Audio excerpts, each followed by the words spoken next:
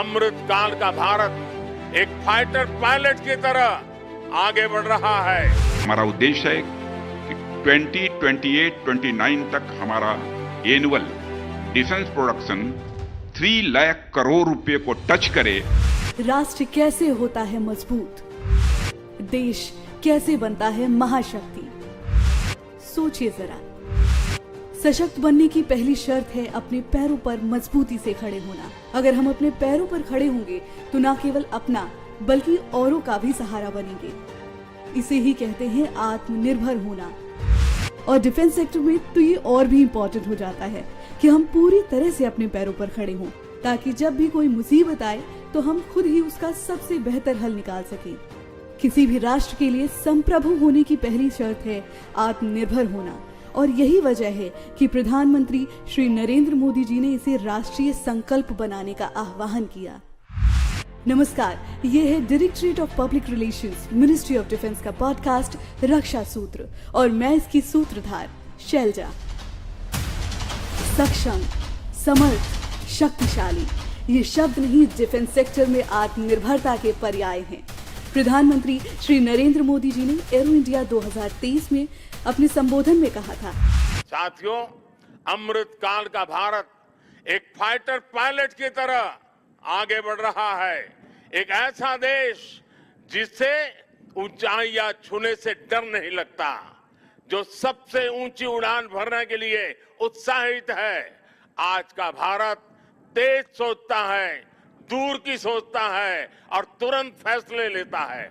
ठीक वैसे ही जैसे आकाश से उड़ान भरने वाला एक फाइटर पायलट करता है। आसमान से लेकर धरती तक और अब समुद्र की गहराई से भी दुश्मन को मार गिराने में हम सक्षम हैं।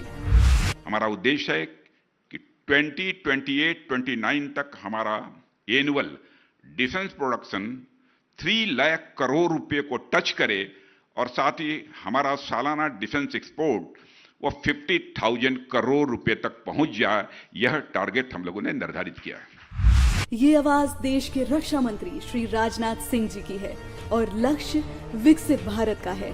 हमने डिपार्टमेंट ऑफ डिफेंस में principal adviser lieutenant general Vinod ji Khandare retired से बात की और जानना चाहा कि डिफेंस सेक्टर में आत्मनिर्भरता के कदमों ने सशस्त्र बलों को कैसे मजबूत किया है।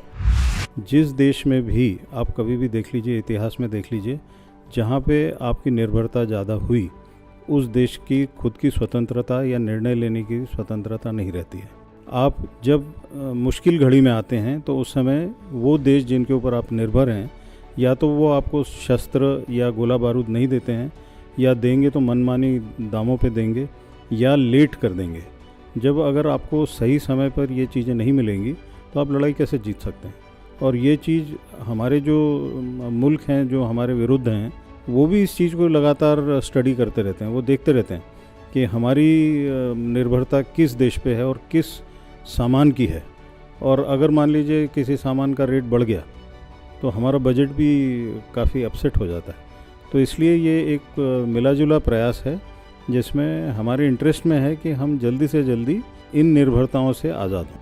सर, रक्षा मंत्रालय ने जो सकारात्मक सूचियां जारी की हैं, उसका क्या इम्पैक्ट देखते हैं आप आर्म्ड फोर्सेस के आत्मनिर्भर बनने में? आपने इसका सही शब्द यूज़ किया, सकारात्मक सूची।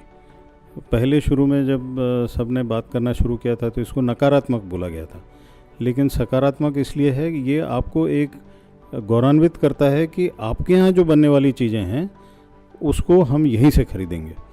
हो सकता है कि उसमें थोड़ी बहुत कमी पेशी होगी, लेकिन जब हम अपने ही इंडस्ट्री उद्योग को हम आगे बढ़ाएंगे, हम खरीदेंगे, तो उसमें सुधार भी होगा और उसके अलावा हम इसका निर्यात भी कर सकते हैं। किसी भी देश को आप निर्यात करने जाएंगे तो सबसे पहले वो पूछते हैं कि आप अपने फ़ौज में इसको इस्तेमाल करते हैं क्या। तो वो हमें एक सर्टिफिकेट या हमें एक आश्वासन देना पड़ता है कि हमारे देश के उपयोग में ये चीज़ें आ रही हैं। तो इसको एक सकारात्मक और बहुत ही उपयोगी कदम माना जाना चाहिए। और सिर्फ ये, जैसे आपने बोला, डीएमए ने 5 लिस्ट जारी की, 500 प्लस आइटम्स हैं इसमें, उसी तरह डीपीएसयूज़ ने भी किया है। तो डीपीएसयूज़ का भी ये कदम मिला जुला अगर आप देखेंगे तो इसमें हमारा आत्मनिर्भर का जो सफ़र है वो और तेज़ होगा और मजबूत होगा। आज 85 देश हमारे बनाए हथियारों को खरीद रहे हैं। एक्सपोर्ट बढ़ा है और इंपोर्ट कम हुआ है। लगभग 100 कंपनियों को प्लेटफॉर्म्स एक्सपोर्ट किए जा रहे हैं। विदेशी कंपनियां भारत आ रही हैं। लेटेस्ट टेक्नोलॉजी पर काम जोरों शोरों से चल रहा है। स्टार्टअप्स और एमएसएमईज को मैन्युफैक्चरिंग में बढ़ावा दिया जा रहा है। रिसर्च, इनोवेशन और डेवलपमेंट के क्षेत्र में भी बहुत कुछ हो रहा है। हमारे जवानों के हाथों में हथियार आज स्वदेशी हैं।